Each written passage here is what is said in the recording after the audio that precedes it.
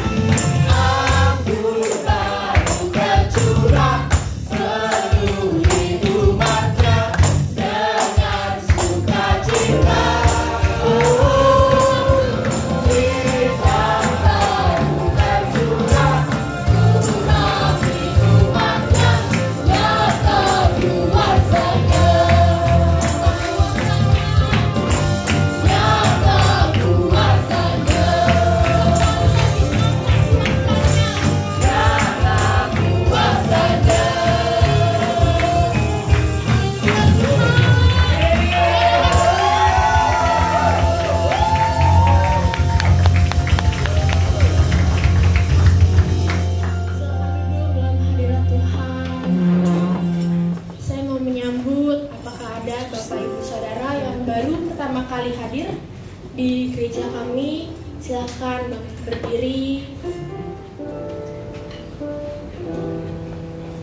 Oke, sebelum itu kita akan memberikan persembahan. Persembahan dapat diberikan melalui QR code dan juga amplop persembahan.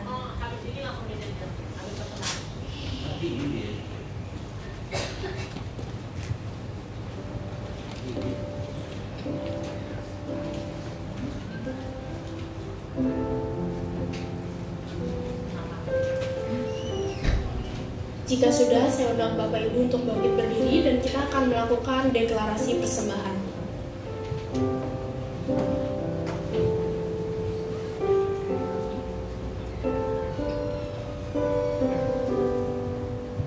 Baik, kita akan melakukan deklarasi persembahan dalam hitungan 1, 2, 3. Pada saat kami percaya, pintu sorga terbuka dan berkat Tuhan dicurahkan. Saya menerima bisnis, pekerjaan, sekolah, dan kuliah yang lebih baik. Keuntungan, bonus, dan aset dilipat gandakan. Semua transaksi dibuat berhasil. Customer lama dan baru Tuhan datangkan. Semua pembayaran dapat dilunasi. Memiliki rumah di bumi dan di surga. Menerima hadiah, kejutan, dan penghargaan. Diberikan jodoh bagi yang belum punya pasangan, keluarga harmonis, dan tidak ada kemandulan. Semua musuh, penyakit, dan kerugian dihalau dari dalam hidupku, keluargaku, pekerjaanku, dan bisnisku. Ini adalah waktu memberi persembahan dalam nama Yesus. Haleluya. Amin.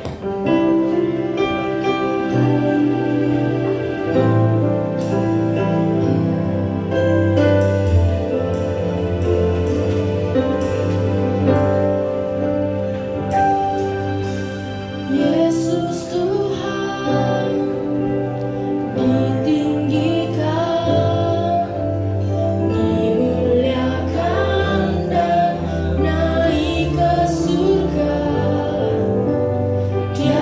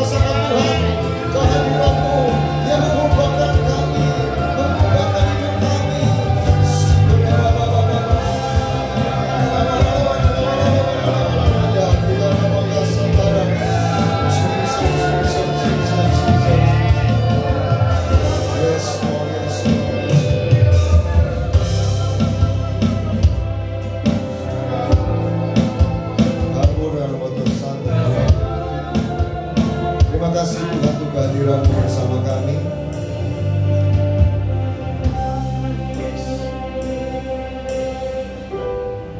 Saya merasakan betapa baiknya Tuhan dalam hidup kami. Betapa besarnya kasih Tuhan dalam hidup kami. Oh, Rabakata Garabaya Syurga. Terima kasih Tuhan, terima kasih. Pada pagi ini kami membuka hati kami dan hidup kami Tuhan, sehingga Kau bisa berbicara pada waktu kami haus dan lapar akan Engkau. Berbicaralah untuk sesuatu yang baru yang kami bisa dapatkan daripada pesan firman Tuhan. Karena kami tahu semua firman ini datang daripada Tuhan saja. Biar kami izinkan Roh Kudus-Mu bekerja di tengah-tengah kami. Kami yang membuka hati kami Tuhan. Pada waktu kami buka, maka Kau akan mengisi dengan pesan-pesan ilahi yang menjadi pesan yang mengubah hidup kami ke depan. Terima kasih. Di dalam nama Yesus, kami siapkan hati kami Tuhan untuk menyambut kebenaran-Mu. Hati kami terbuka di dalam nama Yesus. Haleluya. Mari kita semua siap menyambut firman Allah. Sama-sama kita katakan amin. Amin. Tepuk tangan buat Allah kita. Haleluya. Selamat duduk kembali Bapak Ibu dikasih Tuhan. Shalom. Selamat pagi semuanya.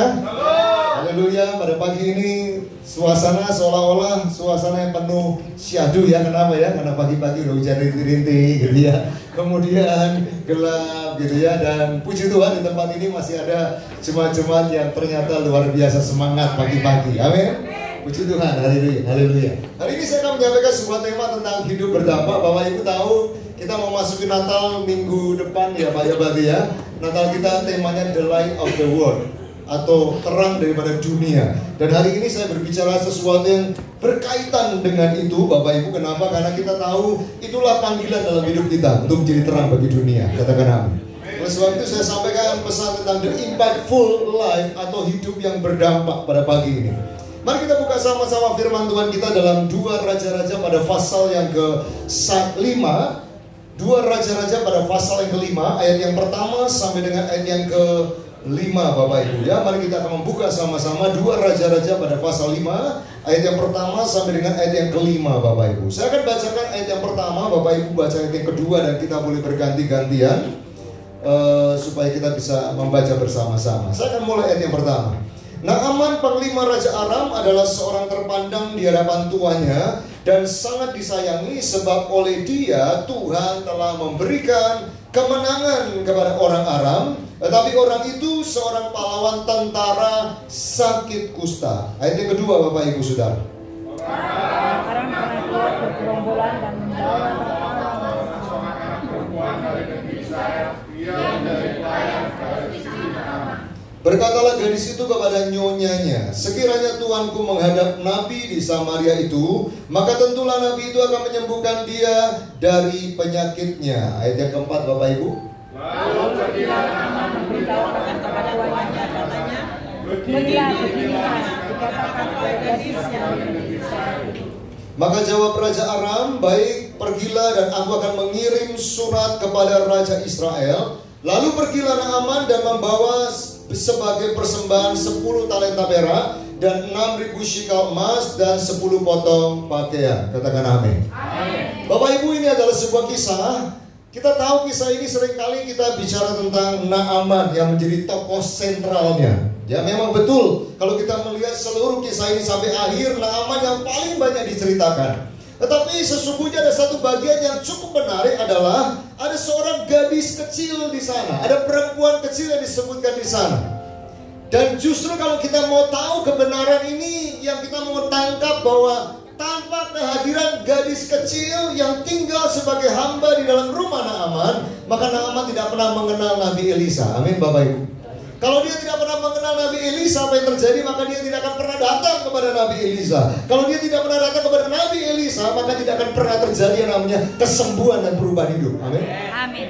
Jadi saya mau katakan, itulah sebuah kehidupan yang membawa dampak dari seorang gadis kecil ini. Bapak Ibu, ada satu quote yang berkata demikian. Robin Sharma berkata demikian. A life without impact and contribution is very empty life. So use your life to make the world better. Hidup yang tanpa impact atau tanpa dampak atau tanpa kontribusi bagi dunia dan sekeliling kita sama dengan hidup yang kosong. Bapak Ibu, seringkali kita berpikir kalau kita bisa mengisi hidup kita dengan semua materi dan semua apa yang dunia ini bisa kita dapatkan, kita pikir kita menjadi hidup yang berisi. Tapi sesungguhnya terbalik. Hidup yang berisi itu adalah kehidupan yang berkontribusi. Hidup yang mengeluarkan sesuatu dari hidup kita. Katakan amin. Sering ketika kita berpikir kita mengisi hidup kita, maka kita merasakan wow, hidup kita luar biasa. Tapi justru waktu kita mengosongkan diri kita menjadi berkat bagi orang lain. Disitulah hidup kita berarti dan ada isinya. Makanya jangan heran Bapak Ibu kalau Anda melihat 10 orang terkaya di dunia ini, rata-rata mereka sudah punya namanya yayasan sosial. Kenapa? Karena hidup mereka, pada waktu mereka sudah, uang tidak perlu dipikirkan tuh bisa datang. Kalau kita kan masih mikir uangnya supaya datang bagaimana. Betul ya Bapak Ibu ya? Kita bisnis masih mikir gimana uang datang. Kalau mereka punya bisnis, mereka bilang begini, mereka nggak mikirin pun uangnya datang. Betul kan? Apa yang terjadi dalam hidup mereka kalau mereka sudah mendapatkan seluruh apa yang mereka bisa miliki dan mengalir begitu saja? Ada satu kekosongan terbesar dalam hidup mereka. Apa itu kekosongannya? Pada waktu mereka tidak bisa membawa berkat bagi orang lain. Itu hidup yang kosong. Makanya jangan heran Bapak Ibu, Bill Gates punya yayasan sosial dan kegiatan mereka sekarang menjadi filantropi. Rata-rata orang-orang kaya di dunia ini, hidup mereka, kegiatan mereka cuma berkunjung dari satu tempat ke tempat yang lain untuk berbagi, Bapak. Dan itu membuktikan bahwa hidup yang berisi itu adalah hidup yang menjadi berkat. Katakan amin. Oleh sebab itu kita akan belajar hari ini Bapak Ibu tentang seorang anak perempuan Israel yang memberikan dampak besar bagi kehidupan seorang Naaman. Seorang Naaman kalau digambarkan Pak di dalam masa sekarang seperti apa? Itu seperti seorang jenderal besar atau seorang jenderal pemimpin panglima tertinggi dari seluruh pasukan. Itu Naaman. Dan tentu perubahan hidup bagi seorang Naaman akan membawa pengaruh bagi bangsanya juga. Kenapa? Karena semakin orang itu punya pengaruh besar atau punya posisi yang besar, maka apa yang terjadi perubahan dalam hidupnya pasti mempengaruhi sekelilingnya. Amin Bapak Ibu. Dan namanya juga besar. Makanya kita akan melihat dan belajar dari seorang gadis yang tidak ada namanya, cuma disebutkan perempuan kecil dari Israel. Apa saja dampak yang didapatkan dari gadis ini? Mari kita lihat yang pertama Bapak Ibu. Pada waktu gadis ini hidup di dalam keluarga Naaman, maka Naaman itu mengalami perubahan. Yang pertama adalah perubahan fisik. Bapak Ibu, kalau kita menjadi berkat bagi orang lain, maka orang lain itu mengalami perubahan dalam fisiknya. Katakan amin. Kalau Bapak Ibu memberikan sesuatu, kasih uang lah 50.000 misalnya gitu ya, dari dia gak bisa makan, kita kasih, kemudian dia bisa apa? Bisa makan. Itu namanya perubahan. Amin. Tapi perubahannya apa? Fisik. Dengar Bapak Ibu, kalau Tuhan bekerja dalam hidup kita, perubahannya gak cuma ini Bapak Ibu. Percuma kalau sekedar Naaman sembuh dan tidak terjadi perubahan secara spiritual. Tapi justru yang kita lihat yang luar biasa, gadis ini membawa dampak dan perubahan dalam hidup Naaman bukan fisiknya saja. Tapi apa yang terjadi? Secara rohani terjadi perubahan. Ayat yang ke-14 berkata demikian. Maka turunlah ia membenamkan dirinya 7 kali, ini Naaman ya, dalam sungai Yordan, sesuai dengan perkataan abdi Allah itu. Perhatikan kalimat berikutnya. Lalu pulihlah tubuhnya kembali seperti tubuh seorang anak laki-laki. Tapi gak cuma berhenti sampai di sana. Ayat 15. Kemudian kembalilah ia dengan seluruh pasukannya kepada Nabi abdi Allah itu. Setelah sampai tampillah ia di depan Elisa. Perhatikan kata-kata Naaman. Tadi dia sudah disembuhkan di ayat 14. Ayat 15-nya. Sekarang aku tahu bahwa di seluruh bumi tidak ada Allah kecuali di Israel. Amin Bapak Ibu.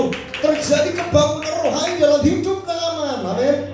Terjadi revival dalam kehidupan rohaninya. Pengenalannya akan Tuhan dan dedikasi hidupnya kepada Tuhan terbuka pada waktu itu. Saya berdoa Bapak Ibu, hidup kita biarlah tidak sekedar memberkati orang, hanya memberkati mengubah hidupnya secara duniawi saja, tapi kita bisa mengubah kehidupannya secara rohani, dan itu membawa dampak sampai kekekalan. Amin. Bagaimana Pak kita bisa belajar dari gadis kecil ini supaya hidup kita juga berdampak? Ada 4 hal yang kita perlu belajar ya. Prinsip berdamai itu sederhana Bapak Ibu. Makanya gadis kecil Israel ini begitu sederhana. Namanya pun kita nggak tahu. Yang pertama, mari kita akan melihat prinsip ini Bapak Ibu. Kita kembali kepada 2 Raja-Raja 5 tadi. Kita akan ulas bagian per bagian ya. Sekarang kita buka dulu ayat yang kedua dan tiganya. Orang Aram pernah keluar bergerombol dan membawa tertawan seorang perempuan dari negeri Israel. Perhatikan kata-kata itu. Seorang perempuan dari negeri Israel.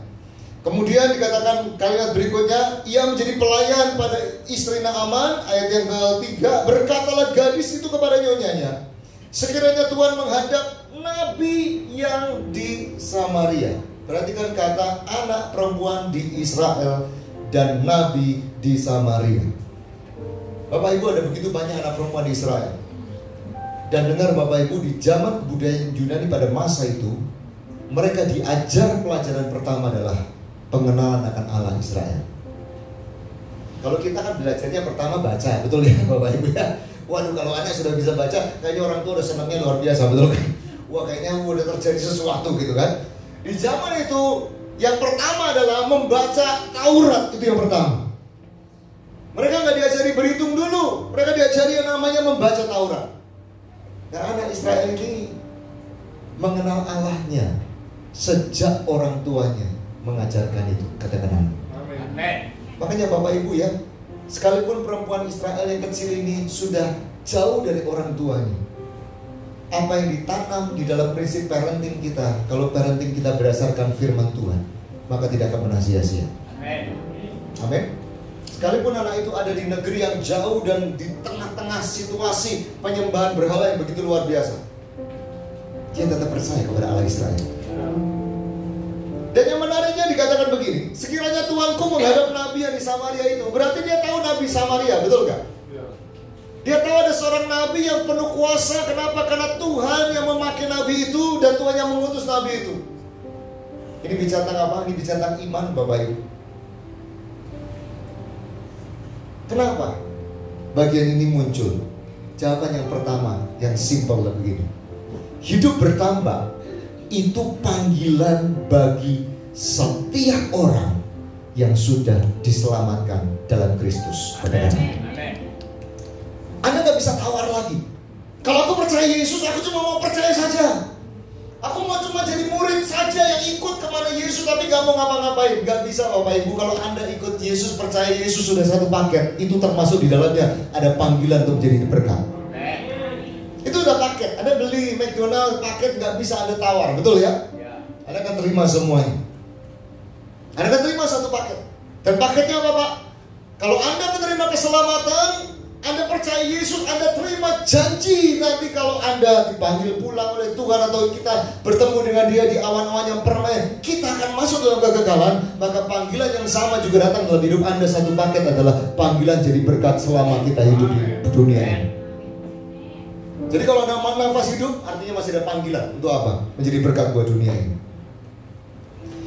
Efesus pada pasal yang kedua berkata demikian, karena kita ini buatan Allah, diciptakan dalam Kristus Yesus. Semua buatan Allah, amin. Diciptakan dalam Kristus artinya sudah dilahirbarukan, menjadi ciptaan baru, amin. Dan apa yang terjadi? Pada waktu kita lahir baru, maka lihat ayat ini. Diciptakan dalam Kristus Yesus, ternyata gak berhenti di sana, tapi ada kata apa? Untuk melakukan pekerjaan baik. Pekerjaan baik itulah yang menjadi terang. Pekerjaan baik itulah yang orang lain berkata, aku diberkati. Amin Bapak Ibu. Kalau pekerjaan jahat Anda dijauhi, betul ya. Kalau pekerjaan yang baik Anda disukai orang, dan itu jadi berkat, jadi blessing. Amin Bapak Ibu. Makanya firman ini datang. Anda sudah diciptakan dalam Kristus. Mau gak mau satu paket panggilan itu sama dengan panggilan kita nanti kalau meninggal masuk surga Pak. Yes, paket yang sama adalah Anda selama belum masuk surga, Anda di dunia ini, Anda jadi berkat. Amin. Itu satu paket. Mari kita lihat prinsip yang kedua. Ada satu yang menarik di dalam ayat yang ketiga. Berkatalah gadis itu kepada nyonyanya, sekiranya Tuanku menghadap nabi yang di Samaria itu. maka tentulah nabi itu akan menyembuhkan Naaman dari apa? Penyakitnya. Jadi saya tanya, di dalam hati kecil gadis itu pengennya Naaman sakit terus atau sembuh? Sembuh. Padahal saya tanya sama Bapak Ibu yang bikin masalah sehingga gadis itu akhirnya ditangkap, ditawan, dan jadi budak. Kira-kira siapa? Ya ujung-ujungnya ya, itu pemimpin tertingginya siapa? Naaman yang bikin kacau negara Israel, betul nggak? Yang bikin terjadi anak-anak diangkutin semua, dipisah dari orang tua. Naaman. Siapa di sini pernah teraniaya dengan orang lain lewat perkataan, tindakan orang lain? Angkat tangan. Oh, gak ada yang teraniaya ya? Jujur nih, gak pernah tersinggung kah hatinya? Sering. Halo? Sering ya Ibu ya, katanya sering. Bapak Ibu, waktu Anda teraniaya sama orang lain, jujur ya, Anda dengar orang lain itu sakit, kira-kira di hati Anda apa? Gak usah jawab, gak usah sama Tuhan, amin. Jujur nih, ada nggak waktu Anda dengar nih orang yang bikin susah hidup Anda, bikin Anda menderita gara-gara ini di dia nih. Kalau dia nggak ada nih, hidup saya nggak seperti ini menderitanya. Kira-kira waktu tahu dengar dia sakit aja masuk rumah sakit, kita mungkin nggak nyumpahin dia untuk mati, tapi ada rasa syukur di hati kita. Betul ya Bapak Ibu ya? Makanya Anda berkata syukurin, karena ada rasa apa? Rasa syukur dalam diri kita. Pernah gak kita waktu dengar dia sakit, hati kita berteriak sama Tuhan dalam doa kita, Tuhan cepat sembuhkan dia supaya dia baik lagi. Mungkin Anda gak perlu perkatakan itu, tapi di hatimu ada gak? Wanita ini, perempuan kecil ini Bapak Ibu, ini yang lihat ya, hatinya begitu pulih, katakan amin. Hatinya penuh kasih loh. Sudah dilukai hatinya, sudah menderita. Kenapa? Aku gak ketemu orang tua aku lagi. Aku mungkin seumur hidup gak akan ketemu orang tua aku lagi. Kenapa? Mungkin aku seumur hidup jadi budak, tapi masih mikirin orang yang bikin susah hidupnya supaya sembuh Bapak Ibu, supaya baik keadaannya. Kalau kita mau jadi berkat bagi orang lain, impact bagi orang lain, mulai dari hati kita, katakan. Kalau hati kita aja masih banyak bencinya sama orang, saya tanya gitu ya, kalau masih banyak lukanya, bencinya sama orang, bisa jadi berkat gak Bapak Ibu? Enggak. Dari hati kita itu, makanya Amsal berkata dari dalam hati keluarlah kehidupan kita. Dari mana asalnya? Dan seperti hati kita, seperti itulah hidup kita. Makanya belajar Bapak Ibu, kenapa gadis ini bisa ya memberi usulan, Tuhan kalau Tuhan pergi ke sana Tuhan akan sembuh.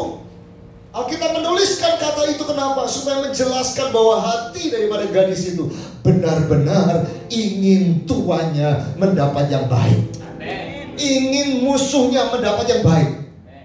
Saya tanya, bangsa Arab musuh orang Israel enggak? Musuh. Saya masih memikirkan yang baik untuk musuh. Makanya Lukas pasal 6 ayat yang ke-27-28 berkata demikian.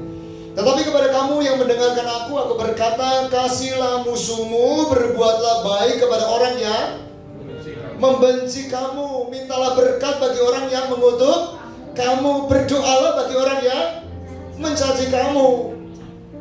Gadis ini gak pernah dengar perkataan firman ini, tapi gadis ini sudah menjadikan hidupnya seperti ini Bapak Ibu.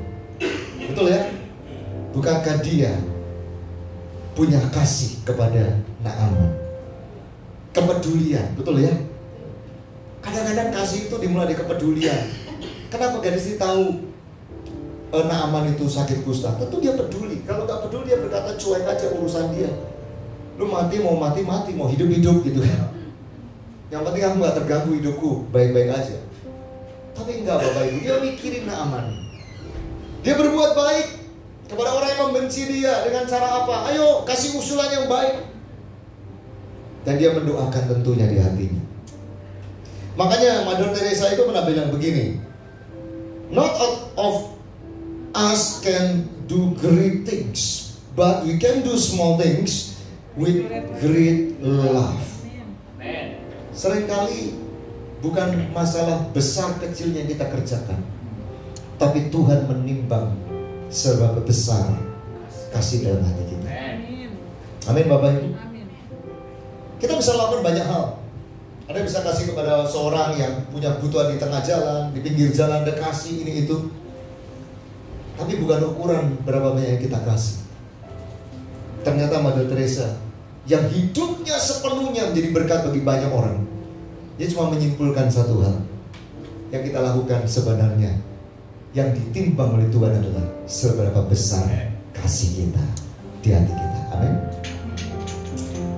Next, berikutnya. Yang ketiga Bapak Ibu. By the way, video saya sudah ada ya, bisa nanti disiapkan di poin ini. Oke. Yang ketiga, ayat yang kedua Bapak Ibu. 2 Raja-Raja 5 ayat yang kedua dikatakan demikian. Orang-orang pernah keluar bergerombol dan membawa seorang tawanan, seorang perempuan dari negeri Israel. Ia menjadi pelayan pada istri Naaman. Lihat status perempuan itu ya. Perempuan itu siapa sih Pak? Satu, dia adalah seorang pelayan. Betul kan? Dia seorang pelayan artinya apa? Dia seorang budak. Yang kedua, dia seorang tertawan. Tertawan itu artinya apa sih? Dia musuh daripada orang yang menawan dia. Betul kan? Kira-kira hidupnya sukacita, bahagia, senang atau menderita Bapak Ibu? Kalau orang sudah jadi budak, bahkan budak bangsa lain, berarti itu sudah sebuah perjanjian seumur hidupnya dia akan jadi budak. Dia punya masalah, tidak ada teman untuk bermain, jauh dari orang tua, tidak ada masa depan, nggak bisa sekolah. Betul ya Bapak Ibu? Gadis ini banyak masalah. Bukan gadis yang sukses, semua tersedia dalam hidupnya, berkat melimpah. Enggak, dia susah hidupnya. Yang ketiga Bapak Ibu, hidup berdampak itu tidak menunggu masalah Anda selesai. Coba kalau gadis itu bilang begini, kalau aku udah bebas jadi budak, entar aku ngomong sama anak. Ntar kalau semua udah baik-baik nih, Israel udah baik lagi, aku dikembalikan, ntar aku baru ngomong tolongin Naaman. Saya tanya, terjadi gak sesuatu? Karena kemungkinan besar gadis itu tidak akan pernah kembali keluar dari Aram. Dan gak pernah ada cerita ini Bapak Ibu. Tapi kenapa ada cerita yang begitu spektakuler di masa itu? Karena ada seorang gadis yang berkata gini, walaupun aku susah, walaupun aku masih banyak pikiran, aku banyak beban, tapi aku masih bisa jadi berkat. Banyak orang seringkali mikir begini, ntar ya aku akan jadi berkat kalau semua udah beres, kalau cicilan rumahku udah beres. Masalahnya Anda sudah selesai cicilan rumah dan cicil rumah yang berikutnya, jadi kagak beres-beres. Betul kan? Kita seringkali, ntar deh aku nolongin kalau tunggu anakku udah beres, udah baik hidupnya. Ditunggu, makin gede, akhirnya lupa Anda. Betul ya? Selama kita menunggu masalah, kita akan pernah jadi berkat Bapak Ibu. Wanita ini gak nunggu dari kecil ini, betul ya? Tunggu sampai beres semuanya. Rasul Paulus berkata demikian, sebaliknya dalam segala hal kami menunjukkan bahwa kami adalah pelayan Allah. Rasul Paulus bilang gini kan, kami pelayan Allah. Tapi dia sebutkan begini, yaitu dapat menahan penuh kesabaran dalam penderitaan, kesesakan, kesukaran. Nah kok Paulus ngomong menjadi pelayan Allah tapi isinya penderitaan, kesesakan dan kesusahan. Jadi kesusahan, penderitaan, kesukaran itu bukan membuat dia berhenti melayani, tapi justru itu adalah makanan sehari-hari pada waktu dia melayani Bapak Ibu. Saya ingin memperlihatkan sedikit sebuah short video. Video sudah ada, media sudah siap kan? Sudah? Boleh? Sudah siap? Oke, kita lihat ya. Video ini cuma 1 menit. Tapi sebelum kita mulai, sebentar, boleh di pause dulu. saya ingin memberikan pengantar Bapak Ibu. Ada 4 tipe orang di dalam video ini. Perhatikan ya, ada 4 tipe orang. Nanti Anda akan ketemu. Ada yang mana? Ya, mari kita lihat. Silakan.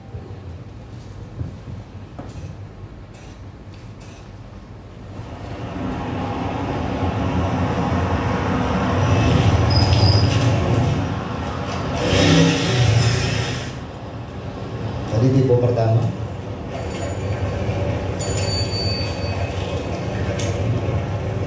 Kedua tadi.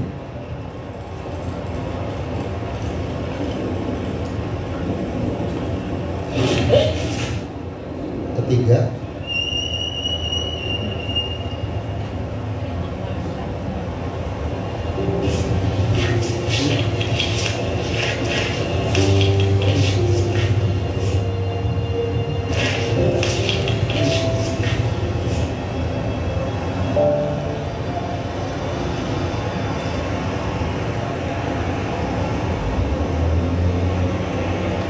Pertanyaannya, Anda tipe yang mana? Yang pertama, punya kesibukan, gak ada masalah dengan kakinya, gak ada masalah dengan matanya. Lihat batu, dibiarin, betul ya? Yang kedua, naik sepeda, santai, wah lagi happy. Kena batu, cuekin aja. Yang ketiga, lagi buru-buru sama anaknya, mungkin lagi mau jalan-jalan, mau ke Ancol. Gak usah mikirin batu. Tapi justru yang jalan saja susah, karena dia punya masalah, matanya buta. Tapi dialah yang mengangkat batu itu dan menjadi berkat. Karena begitu banyak orang setelah itu tidak akan tersandung lagi. Katakan amin. Jangan tunggu masalah Anda selesai. Amin Bapak Ibu. Kalau orang buta ini nunggu, ntar aku kalau mau mengangkat batu, tunggu mataku dibuka dulu dong, tunggu ada mujizat dulu dong. Itu batu gak akan pernah kebuka, betul gak Bapak Ibu? Tetap di tempat yang sama. Tapi sejak diambil keputusan, kalaupun aku tak terima mujizat, mataku gak pernah terbuka, aku masih bisa jalan pakai tongkat. Sekalipun aku gak pernah dapat terobosan, tapi hidupku bisa buat terobosan bagi orang lain. Amin Bapak Ibu. Yang terakhir, yang ketiga, yang keempat, prinsip keempat. Oke, kita lihat anak perempuan itu berkata demikian, ya, ayat yang ketiga. Berkatalah gadis itu kepada nyonyanya. Pertanyaannya, seorang yang namanya budak, dia punya apa? Dia nggak punya apa-apa Bapak Ibu. Bahkan kecenderungan seorang budak itu, dia bisa bersyukur karena dipelihara oleh tuannya saja. Karena tidak pernah ada sistem penggajian dalam budak. Yang ada adalah masa di mana dia bisa dilepaskan karena anugerah, atau dia bisa dirilis dan tidak lagi jadi budak. Itu aja loh, senangnya luar biasa. Itu harapan seorang budak. Jadi kalau ditanya dia punya apa Pak? Dia punya apa-apa. Punya pendidikan? Kayaknya juga enggak ya. Tadi aja ngomong tentang Nabi Eli saja gak tahu namanya, betul gak Bapak Ibu? Informasinya sepotong-sepotong dia terima. Penuh keterbatasan gadis ini. Tetapi dengar Bapak Ibu, dia masih punya mulut. Katakan amin. Dan bagian yang dia bisa lakukan lewat mulut dia cuma itu. Dia gak bisa antar Naaman. Nah, dia pun gak tahu tempatnya, betul ya Bapak Ibu ya. Dia cuma punya mulut untuk menyatakan sesuatu. Yang keempat, hidup berdampak tidak selalu dimulai dengan hal yang besar, tapi dari bagian terkecil yang kita miliki, kita bisa jadi dampak bagi orang lain. Amin Bapak Ibu. Termasuk apa Pak? Perkataan saja pun bisa jadi dampak, betul ya? Bukan uang, bukan sesuatu yang indah yang dikerjakan gadis ini, enggak, cuma ngomong. Apa itu hal terkecil dalam hidup kita Pak? Ini yang pertama. Kalau Anda mikir hal terkecil, mulailah dari area atau lingkup paling kecil dalam hidup kita. Di mana itu Pak? Sekeliling kita. Kalau Anda bekerja, Siapa yang Anda bisa berkati? Sekeliling Anda aja Anda lihat, betul ya? Ada satpam yang seringkali nyambut kita. Ada orang yang selalu di tempat parkiran, yang selalu membantu parkiran kita. Itu kan orang-orang yang menjadi berkat, katakan amin. Kita bisa jadi berkat buat mereka. Jangan memikirkan dulu, aku mau jadi berkat ke bangsa-bangsa. Masalahnya, Anda pergi ke bangsa-bangsa saja, udah ongkosnya mahal, betul ya?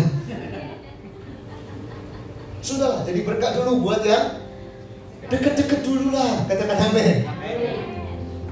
Kita mau lakukan yang besar, gimana mau lakukan besar kalau yang kecil aja sekali kita nggak perhatiin. Yang kedua, resource yang terkecil yang kita punya. Anda jangan mikir begini, aku mau memberkati satu kota ini. Nggak usah satu kota lah, tetangga ada aja, gitu ya. Coba kasih satu kue aja, bisa nggak? Amin Bapak Ibu. Anda bisa bikin satu kue, ya udah, Anda kasih itu aja, betul nggak? Jangan mikirin dulu yang banyak, mikirin yang kita punya aja dulu. Kita bisa kasih berkat. Yes. Dan yang ketiga, dari tindakan yang paling kecil. Kalau tangan Anda nggak bisa kasih, mulut Anda harusnya bisa kasih. Kasih apa? Kesaksian paling tidak, katakan amin. Kalau hidup Anda nggak bisa kasih, paling tidak dari bibir ini pun Anda bisa beri sesuatu dampak ke orang lain. Jangan kutuki orang, lepaskan berkat. Jangan ngomel untuk pelayanan yang tidak baik, tapi say thank you dan bilang lain kali kamu bisa lebih baik. Bukankah dari situ, dari yang kecil, tindakan perkataan yang kecil, Anda bisa mengubah orang. Amin. Anda pergi ke pompa bensin, saya selalu tidak pernah lupa untuk berkata, makasih ya Pak, makasih ya Mbak. Tapi banyak orang saya lihat selesai diisi, masuk mobil, jalan. Mereka tidak butuh uang kita mungkin, tapi mereka cuma butuh disemangati. Say thank you, kamu sudah taruh nozzle itu ke mobilku, sudah layani. Dari mana? Dari mulut kita yang paling kecil, tindakan terkecil, dari lingkup terkecil. Amin. Itu ada banyak kesempatan untuk kita jadi berkat. Kesempatan selalu dibuka oleh Tuhan. Terakhir Bapak Ibu, saya kasih ilustrasi ya terakhir ya. Tapi baca dulu ayat ini. Yuk baca sama-sama ayat ini ya.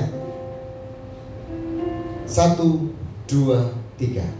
Maka Yesus berkata pula kepada orang banyak, katanya, akulah terang dunia. Barang siapa mengikut aku, ia tidak akan berjalan dalam kegelapan, melainkan ia mempunyai terang hidup. Anda percaya Yesus terang? Amin. Anda percaya nggak Anda sudah mengikuti Yesus? Dan di dalam hidup Anda apa? Ada terang hidup itu. Saya kasih ilustrasi ya, boleh ya? Saya minta 2 orang mungkin boleh bantu saya. Siapa ya? Ada anak muda di sini bisa bantu? Atau pengerja boleh? Ini masih panas kah? Semoga masih panas ya. Pak boleh bantu Pak, isi sini sama isi sini Pak. Ya. Oke, anak muda, kamu sini aja. Kamu sini, sebelah sini. Berdirinya, ya berdirinya sini ya. Oke. Ntar sabar.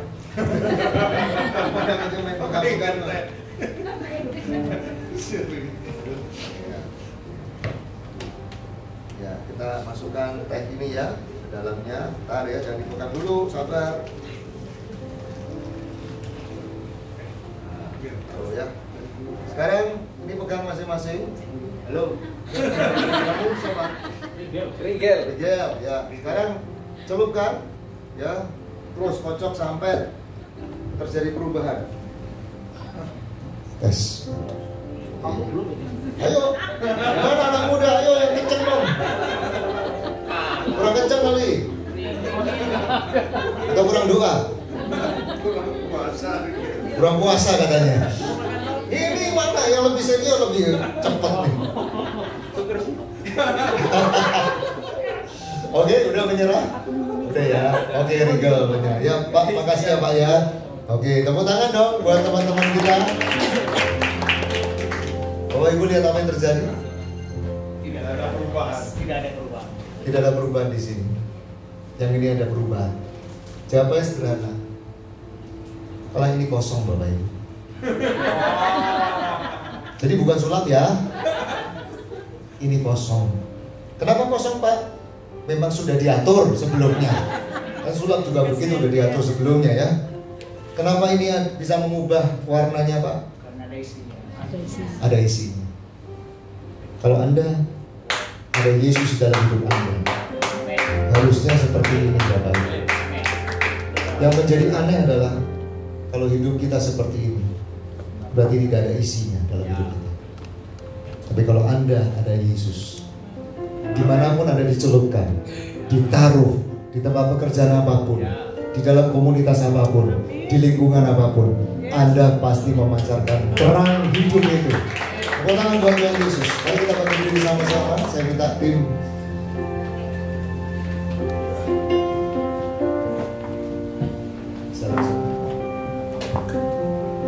mari kita datang bersama Tuhan Bapak Ibu.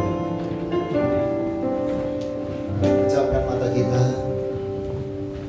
Berikanku hati seperti hatimu, kasihan. Berikanku mata seperti matamu, memandangku ayat di sekelilingku. Berikanku tanganmu untuk melakukan tugasmu.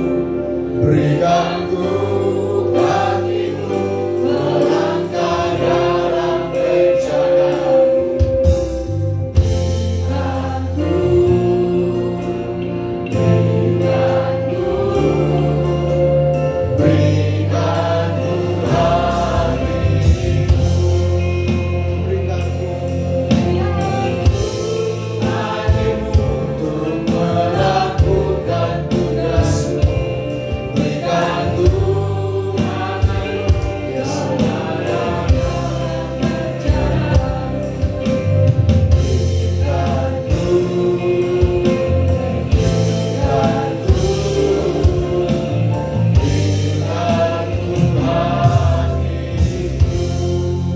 Biar musik mengalun, pejamkan mata kita Bapak Ibu Saudara.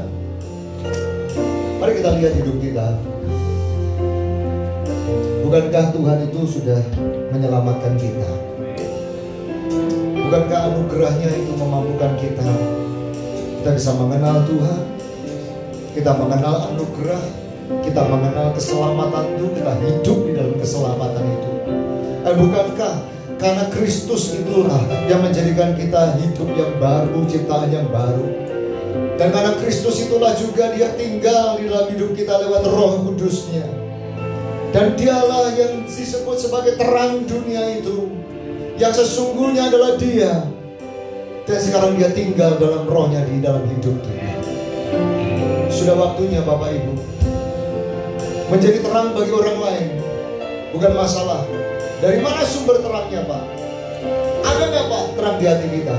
Jawabannya, barang siapa mengikut aku, di dalam hidupnya sudah ada terang itu.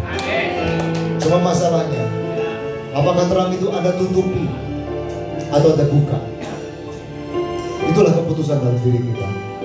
Apakah terang itu kita tutup dan tidak pernah ada orang lain yang bisa melihatnya? Apakah terang itu kita buka supaya orang lain bisa melihatnya? Keputusan ada di tangan kita. Tapi pesan hari ini, ribuan tahun yang lalu, ada seorang gadis kecil sederhana yang hidupnya penuh penderitaan, yang tidak punya masa depan, terpisah dari orang tuanya, hidup hanya menjadi budak, budak belian dan tawanan. Tetapi dia mau berkata, hidupku mau jadi berkat bagi orang lain. Siapa di antara kita yang berkata, di akhir tahun 2024, aku mau memancarkan terang itu Tuhan. Angkat tanganmu Bapak Ibu. Saya ingin berdoa sebelum kita tutup. Bapak terima kasih. Kau melihat tangan-tangannya terang kan? Waktu kami mengangkat tangan, mungkin kami gak ngerti apa yang kami mau kerjakan. Mungkin kami juga nggak tahu ke depan nanti kami akan bekerja seperti apa untuk membawa berkat Tuhan bagi orang lain. Tapi kami dedikasikan hidup kami dengan mengangkat tangan, supaya Kristus yang ada dalam hidup kami itu menyatakan terang lebih nyata, dan kami buka terang itu Tuhan, supaya orang lain bisa melihat sekeliling kami, melihat berkat Tuhan itu, melihat pernyataan kasih Kristus itu. Berkati jemaat-Mu Tuhan, pakai sehingga gereja ini menjadi berkat bagi banyak jiwa. Terima kasih Tuhan, terima kasih. Kami serahkan semua dalam tangan-Mu Tuhan. Sebentar kami juga akan menyelesaikan ibadah ini. Terima kasih untuk semua yang Tuhan sudah kerjakan melalui setiap para pelayan. Terima kasih untuk kehadiran Tuhan yang nyata di tengah-tengah kami. Dan kami percaya kami pulang membawa berkat ini. Mari kita angkat tangan kita dan buka hati kita Bapak Ibu. Kiranya berkat yang terbaik, yang terindah daripada Allah Bapa di surga tercurah berlimpah dalam kehidupanmu. Cinta kasih Tuhan Yesus yang begitu manis ada dalam hatimu senantiasa. Dan penyertaan kuasa Roh Kudus terus menyertai, menuntunmu dari satu kemenangan pada kemenangan berikutnya, menyertaimu mulai hari ini bahkan sampai selama-lamanya. Di dalam nama Tuhan kita Yesus Kristus kita percaya sudah diberkati. Mari sama-sama kita katakan amin. Selamat hari Minggu, Tuhan Yesus memberkati kita semua. Desember nih, pastinya Anda berjalan bersama Tuhan dan menjadi terang di lingkungan Anda, bukan? Sebelum kita mulai ibadah hari ini, yuk info seputar gereja kita terlebih dahulu. Selamat datang bagi para pengerja dan jemaat. GBI WTC Cilegon terdapat 2 kali jam ibadah raya, yaitu pukul 8 pagi dan setengah 11 siang. Khusus ibadah raya kedua akan disertai dengan ibadah WTC Kids Cilegon untuk anak berusia balita sampai dengan kelas 6 sekolah dasar. Yuk Papa dan Mama, mari ajak anak-anak Anda untuk join ibadah WTC Kids Cilegon. Divisi Praise and Worship sedang membuka perekrutan No Families. Perekrutan ini terbuka bagi saudara yang bertalenta di worship leader, singer, pemusik, multimedia, sosial media, sound engineer, lighting, dan juga penari. Dan bagi kalian yang bertalenta di bidang ini dan rindu melayani bersama GBI WTC Cilegon, boleh banget ikut perekrutan ini ya. Selain itu, divisi Praise and Worship juga membuka kelas untuk pemusik dengan syarat memiliki dasar musik dan bersedia untuk mengikuti wawancara, tes, dan prosedur lainnya. Bagi yang tertarik, dapat mendaftarkan diri saudara dengan menghubungi kontak person yang tertera ya. Families, gereja kita masih memiliki satu acara besar dan yang paling spesial di tahun 2024 ini loh. Acara besar ini adalah ibadah perayaan Natal dan fellowship. Ada 3 hal penting yang Anda harus ingat seputar ibadah Natal dan fellowship WTC Cilegon. Yang pertama, ibadah perayaan